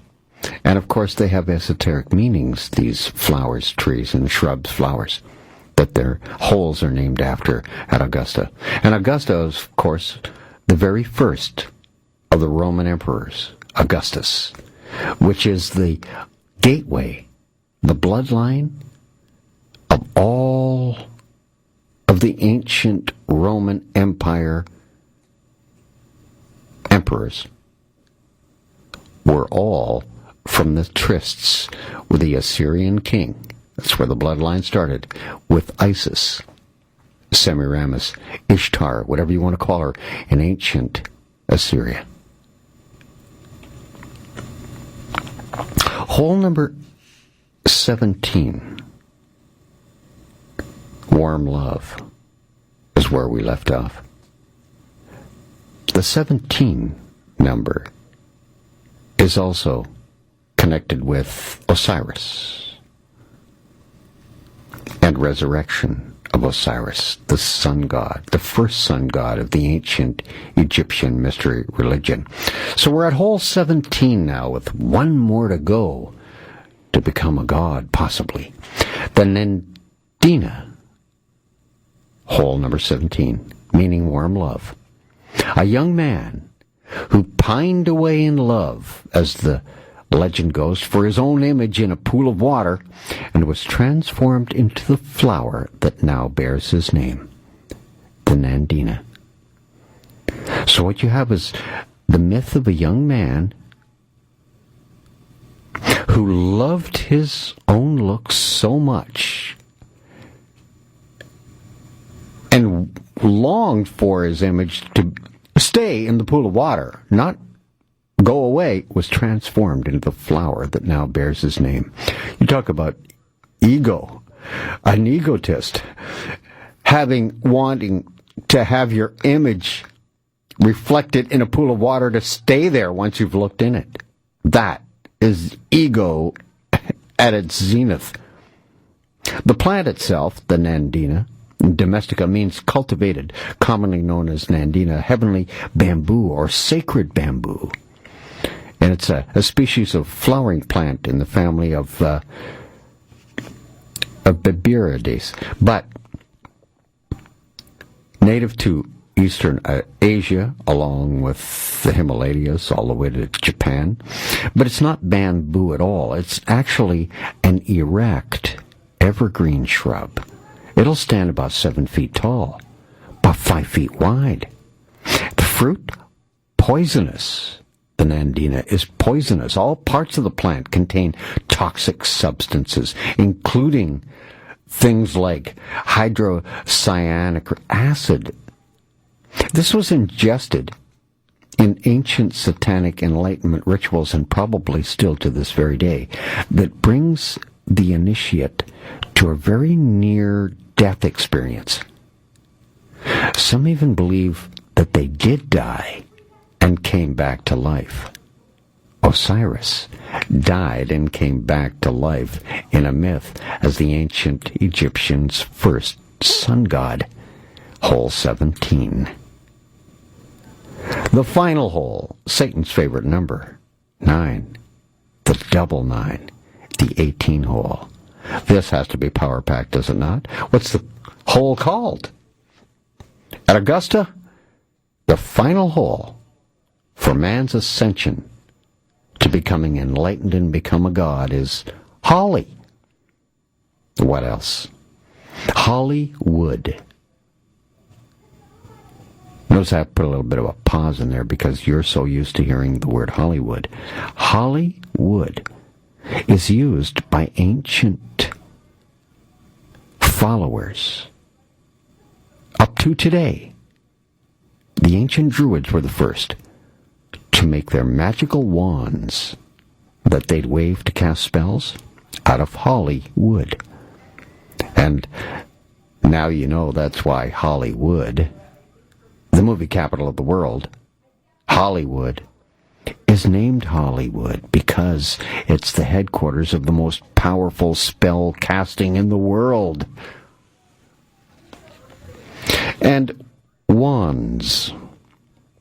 Yes, Hollywood is made into wands. And Harry Potter was actually all over the wand thing and let out some quite secret information in that sequence of books. Harry Potter was taken to Ollivanders by, I believe it was Rubus Hagrid, in order to get Harry a wand for his first year at Hogwarts School of Witchcraft and Wizardry. Yeah, he was going to learn to be a wizard. The esoteric knowledge again.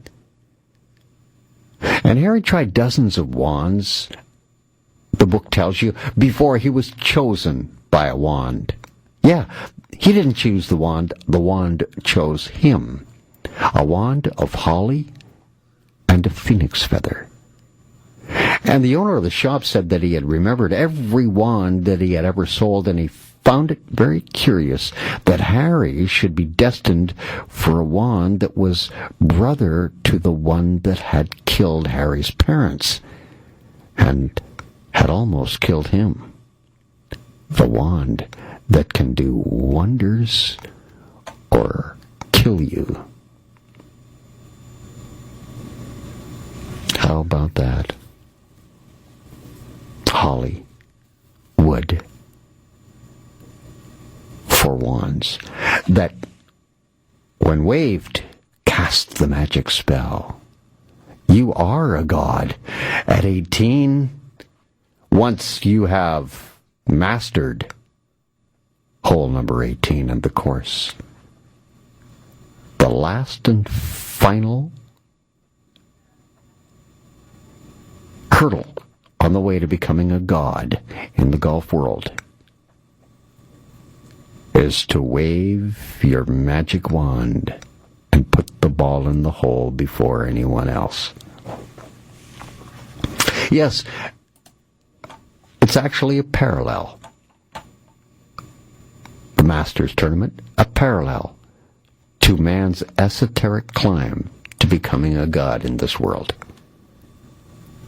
There you have your 18 holes of Augusta, Georgia. Well, I would imagine that it would be much more interesting now to watch the final round with the leaders in contention still, going through the course all day and going through these 18 holes just to see what happens at each one of these holes that have such deep esoteric meaning. Yes, this is a very potent time of year when the seeds are planted, because the harvest comes after the seeds are planted in the fall, where you reap what you sow. And the Illuminati are sowing seeds of discontent, of economic woes, of a global conflagration, of disease pandemics. The fear factor is on.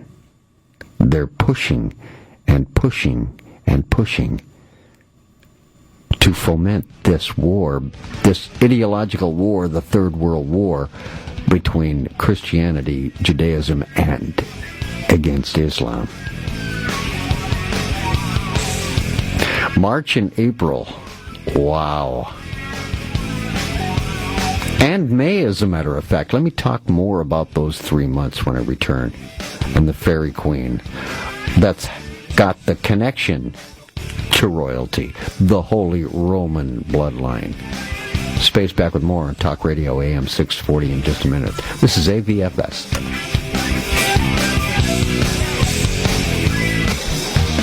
Well, I got to call Space. This is a View from Space, Talk Radio AM 640. Just been talking about the green jacket. Venus, the planet of Venus, which is, of course, another name for Isis, Ishtar. The female goddess. Green, associated with Venus, the color green. The feminine side of Satan, Satan's favorite color, green. Earth is also associated with the color green. And SB writes, space, green, gives a whole new meaning to the term Greenpeace, or going green. Also, don't forget the green giant all the kids are fed with. Yes, the jolly green giant. They were giants in the land, Nephilim. The half man, half god, fathered from aliens from outer space with earthly women. Yes, to attain Godhead, man continues to strive to become God. This time of year belongs to the woman, though. The Roman goddess of flowers, gardens, and spring. Flora embodies that beauty and that riotous abundance of nature. And she is associated not only with the flowering plants, but also with the bloom of youth and its pleasures. Her festival, it's called the Floralia in ancient Roman times, held annually late April and early May, just coming up in a week or so, probably gave rise to the maypole dance and the distribution of May baskets of flowers. This 6-day celebration came to be denounced as a licentious orgy. Flora, you see, proudly bears the title Lady of Pleasure, reminding you of the joys of sensual indulgence, youth, and the spring's return. We're talking about sexual orgies here. In the ancient times, one of the fairies, as a matter of fact, in the Sleeping Beauty movie, in 1959, was first out, named Flora, after this goddess. Oh yes, still living it. We're still worshiping it, even though you don't know it. Because underneath of all of the Christian holidays lies those pagan holidays with the symbolism showing you of paganism, not Christianity, when they come around. One of the fairies, Sleeping Beauty, named Flora, after this goddess. At her christening, the good fairies Flora, dressed in red and pink, the Fauna, dressed in green, and Merryweather, dressed in blue, arrived to bless her. Flora gives her the gift of beauty, while Fauna gives her the gift of song. Now, in the tarot deck, the Empress, equaling 3, Venus, can be seen holding the flower lotus. She's seated in the tradition, that posture symbolizing alchemical salt. She is seen wearing the belt of the zodiac along with her Venus birds, the pelican of self-surrender, and the heraldic white eagle of salt. That's in the tarot deck, the Empress. Equaling number 3. Flora is said to have provided Juno with a magic flower that would allow her to conceive with no help from any man. A virgin birth. From this virgin birth, Mars was born. So the myth goes. Mars, Ares, raped a young priestess whose name was Rhea Silva. And as a result, Rhea Silva became pregnant with twin sons, Romulus and Remus, the founders of the city of Rome. March is also named after Mars, the one who raped the young priestess, gave her twins, Romulus and Remus, who were brought up by wolves, and founded the city of Rome. The Festival of Floralia is celebrated from April 28th all the way through to May Day, May 1st, and has a correlation with the May Day festivals of pagans everywhere, too. It's a fertility rite associated with both sisters. So you see what kind of a potent time it is this year, or this time of year, with the Illuminati and their belief system. And it will be manifest in this world for you to see on the Illuminati-controlled mass media. They will show you, getting you to participate, because seeing, watching is participating. And they must have you. They must have you worshiping their God. Flora for the birth of the flowers, and fauna for the birth of animals. Roman mythology. Tell us. Yeah, like the tech company. Goddess of the earth. Had a couple of daughters. Yes, that's where the Tellus Corporation got its name from, Roman mythology. Tellus was the goddess of the earth that had 2 daughters, and they had small temples for bringing flowers and small animals for honoring their contribution to the plants and animals that made up the food stores for the people of Rome. Tellus is closely associated with the Greek goddess Ceres, which we get the word cereal from, and has her own festival held from January 24th to 26th, set out offerings that the frozen ground would once again yield food for the coming year, hopefully. Flora is also identified with the Greek goddess Chloris. This is where we get the name chlorophyll from. That's a natural occurring chemical that causes plants to grow what? Green. Flora is identified with the Greek goddess Chloris, where we get chlorophyll. It gives plants its green color, chlorophyll. Fauna is associated with the Greek Mother Earth Gaia goddess also, and had temples, as a matter of fact, built in her honor as early as 268 before Christ, and which is the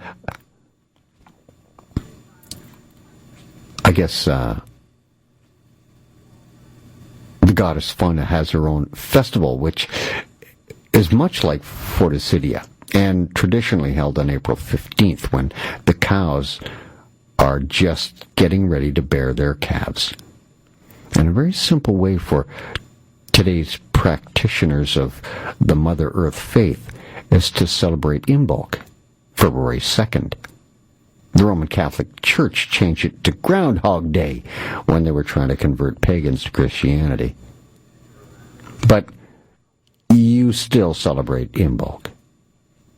It was thought that if they were allowed to keep some of their holidays and simply twist them slightly, it would make the conversion easier from pagan to the new religion, Christianity.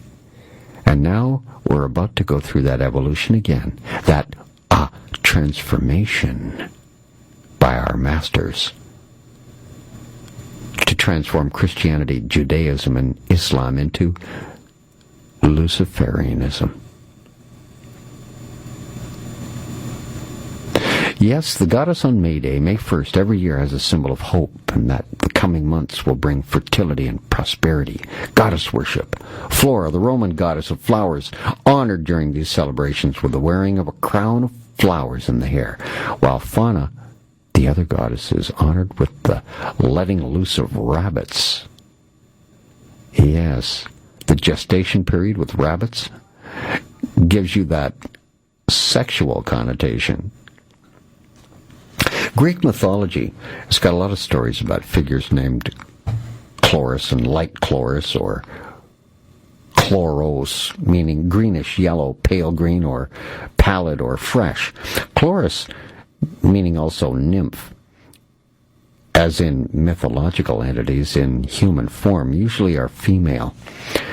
And they're typically associated with a particular location or landform. Others were part of the retinue of a god like Dionysus, Hermes, like I was talking about earlier in the show, or Pan, or a goddess, generally known as Artemis. Nymphs were the frequent target of satyrs.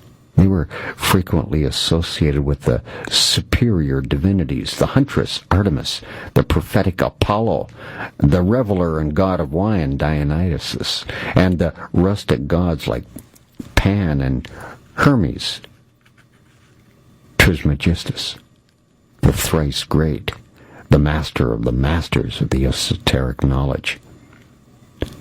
Did he get it from Abraham, the father of Islam and Christianity and Judaism?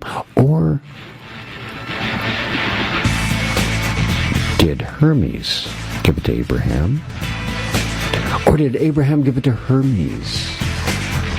The jury's out and always will be. Space, back with more on Talk Radio AM 640. This is A View from Space.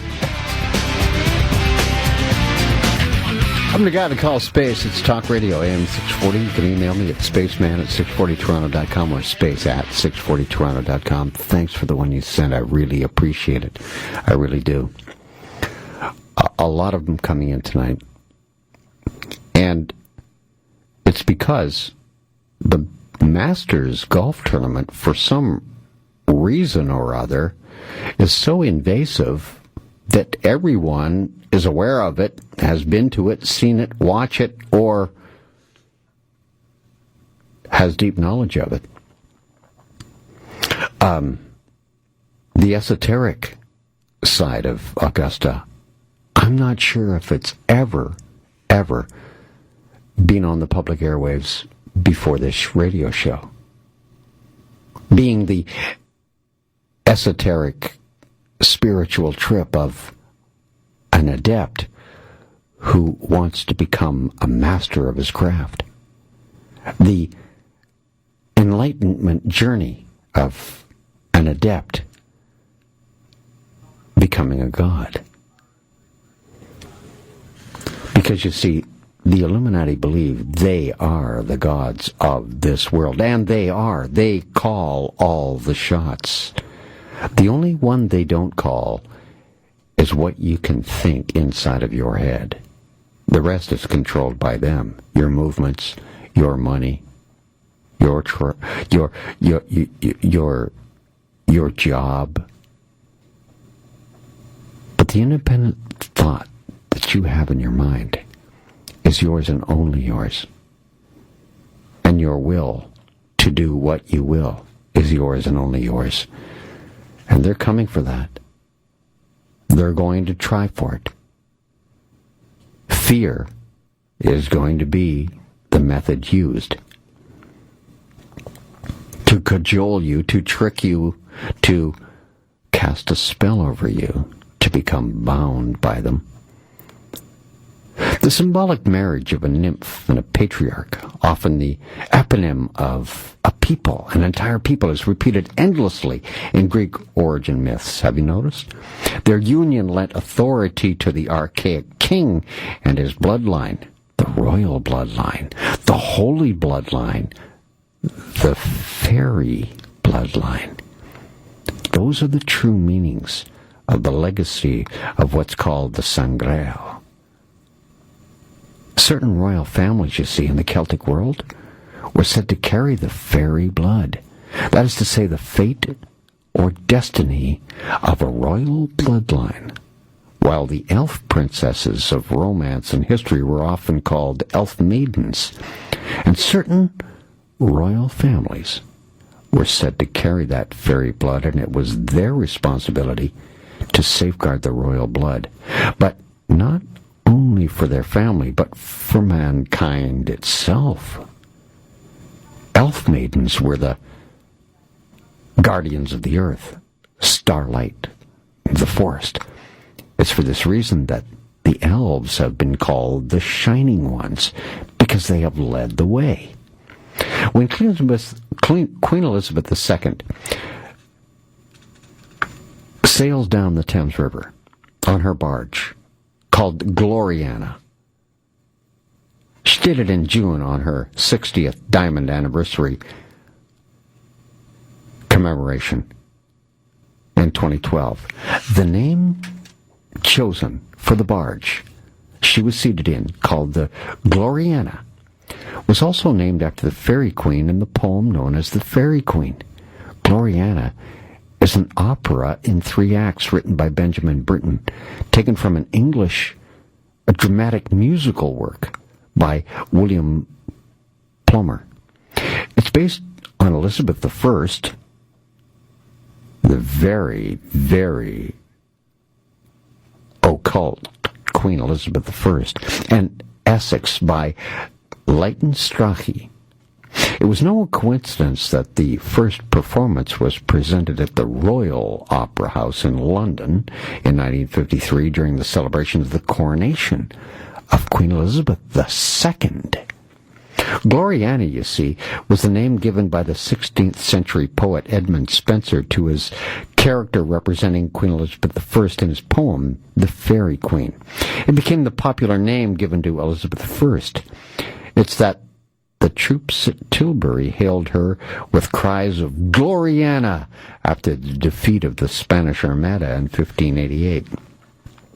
And the opera goes on to depict the relationship between Queen Elizabeth and the Earl of Essex, and was composed specifically for the coronation of Queen Elizabeth II.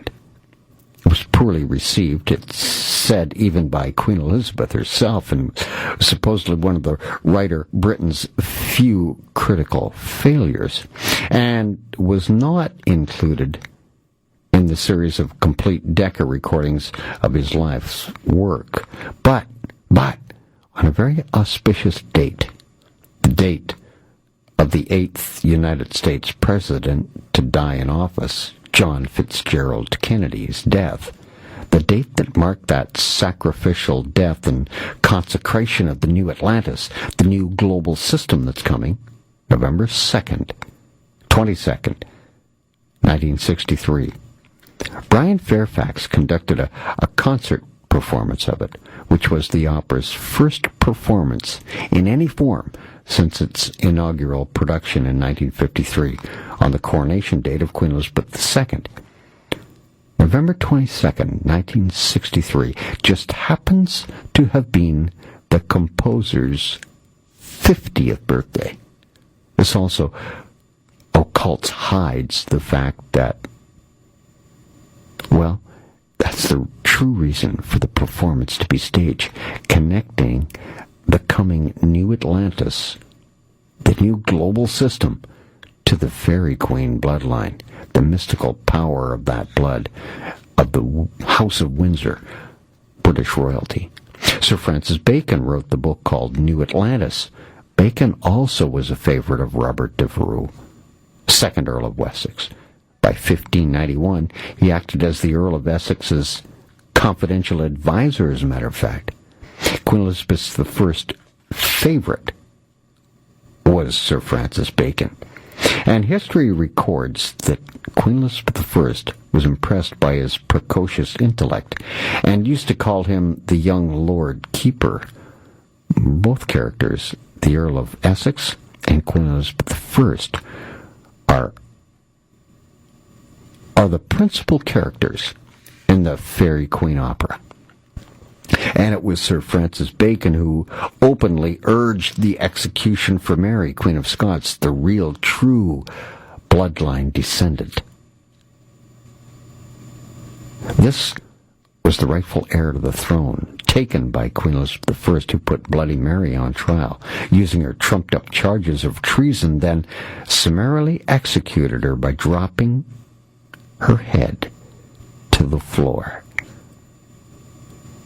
Oh, by the way, the Fairy Queen has just recently been received in revivals since Britain's death, the author's death. Just another example of no matter how evil the act, the Illuminati will soon have it reversed and accepted by the masses.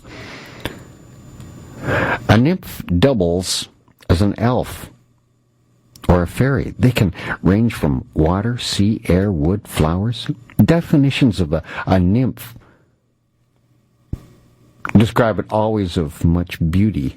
And a very good nymph example who've already been gotten to your kids through it is Tinkerbell. Walt Disney's Tinkerbell is one of those nymphs. Chloris, one of the Niobe and Amphion's 14 children, Juno birth made popular by Ellen Page and Diablo Cody. Juno, 2007. Juno is a award, by the way, also given here in Canada for musical awards. Yes, this is a very, very potent time of year. The Pilia takes over. That ritual, as described in the Fasti, a series of poems by Ovid, the agricultural festival of Pilia, performed annually April 21st, and what aimed to clean both the sheep and the shepherd. The rituals performed then. It was carried out in acknowledgement to the Roman deity Pales, god of shepherd and sheep, and of whose gender is uncertain. Not sure if it's a woman or a man. While the festival seems to have originated before the founding of Rome, yes, even before the founding of Rome, Pilia, 753 BC, most references mark a distinction between the rural and urban forms, illustrating the combination of the ceremony with other aspects of Roman religion in that urban setting. The ceremony for Pilia is the structure of the rural festival, which was carried out by the shepherd himself.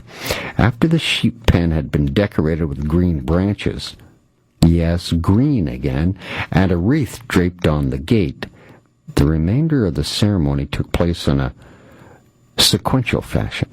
At the very first sign of daylight, the shepherd would purify the sheep by sweeping the pen and then constructing a bonfire of straw, olive branches, laurel, and sulfur. The noises produced by burning this combination were interpreted as a beneficial omen. The shepherd would then jump through this flame, dragging his sheep along with him. Offerings of millet, cakes, and milk were then presented before Pales, marking the second segment of the ceremony. After these offerings, the shepherd would wet his hands with dew, face the east, and repeat a prayer 4 times.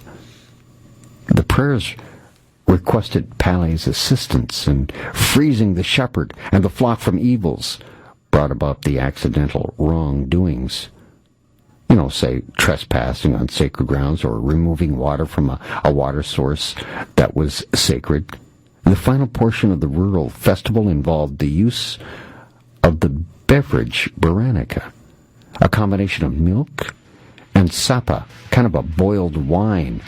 And after consuming this beverage, the shepherd would leap through the fire 3 times, bringing an end to the ceremony. I would imagine he got pretty high at that point on that combination drink. More on these perilous times for blood sacrifice and the planting of the seeds in the spring, looking for the harvest in the fall.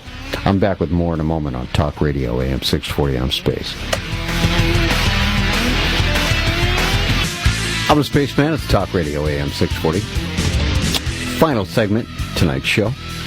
Just going through Pilia, which is next on the list of the Luciferian satanic ritual days this month, April 21st. Coming up in less than 2 weeks. Well, there's 2 types of Pilia. One that happens in the country I told you about with the shepherd, and a different kind of a ritual was performed in the cities in ancient Rome, and the urban form of the Pilia blended with other Roman religious practices, and carried out by a priest. Ovid personally participated in this ritual and wrote about it too. He described his experiences. The city version was much the same as the ceremony in the country I just described to you before on the last segment, but the urban form added 2 other religious festivals, the Forticidia and the October Horse. The Forticidia is when pregnant cows are sacrificed to the deity, Tellus, to promote cattle and field fertility, of course.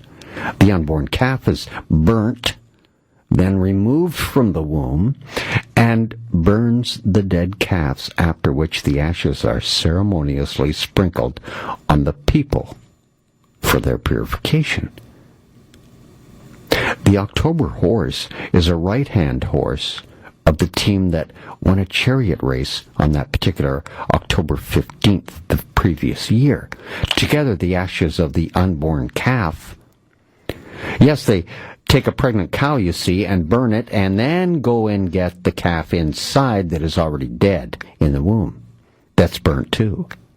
That is what's given to, presented to this Flora. So, together, the ashes of the unborn calf and the blood from the head of the October horse are mixed by the Vestals and are added, those are the priestesses, and are added to the bean straw burning of the bonfire. So the horse's head comes from the right-hand horse that won the chariot race the year before, the big race at the Colosseum in Rome.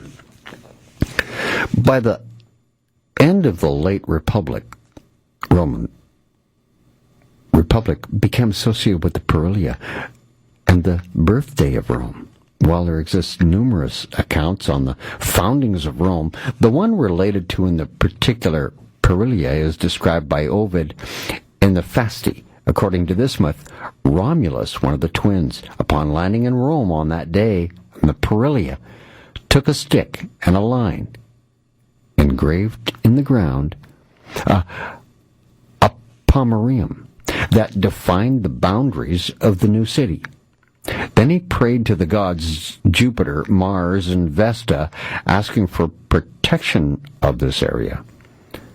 And then his brother Remus, unaware of the boundaries, crossed the line and was struck down by the god Sailor.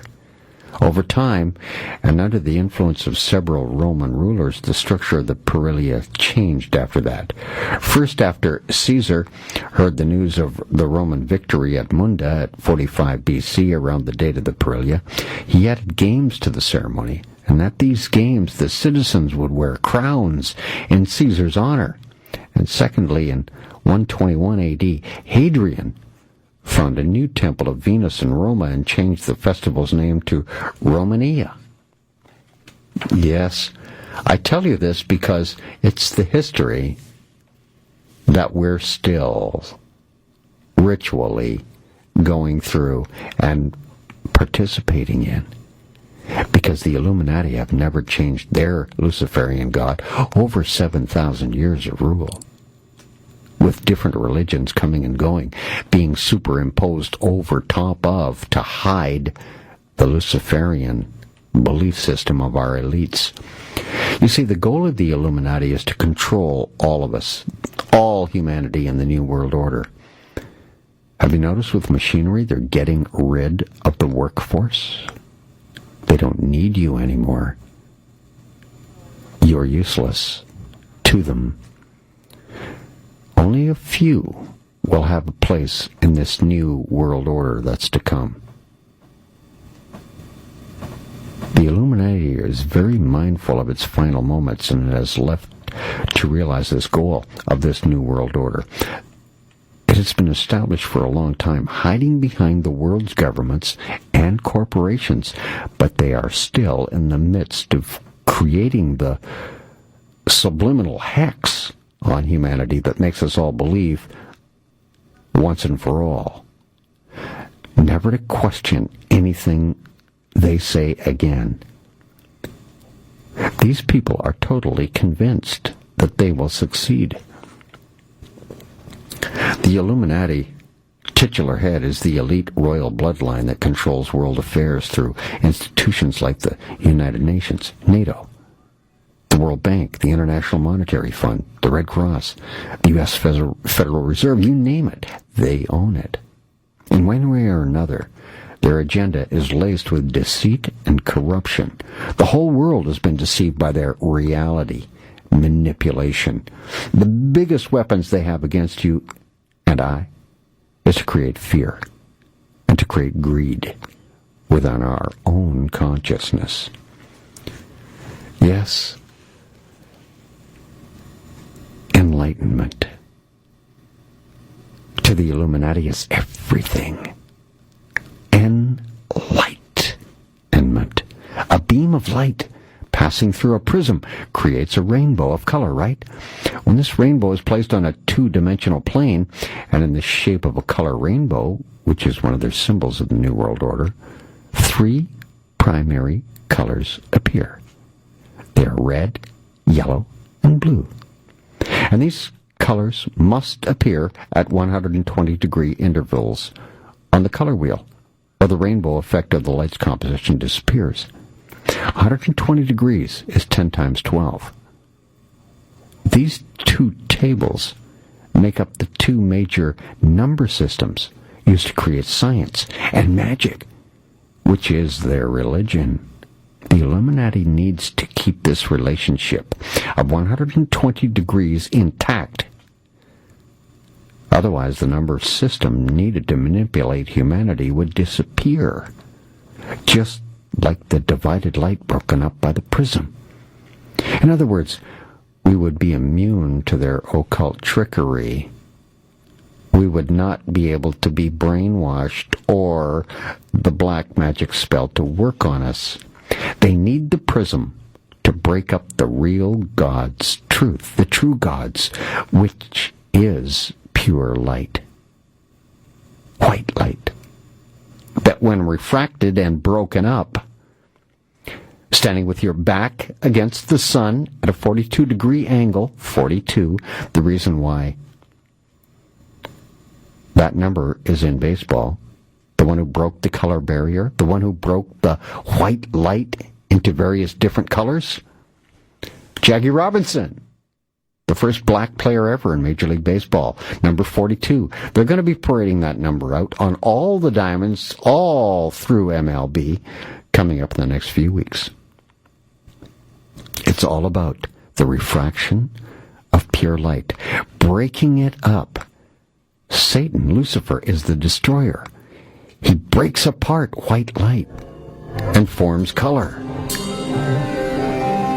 And of course, the one color, the most hardest and last to see, red. Space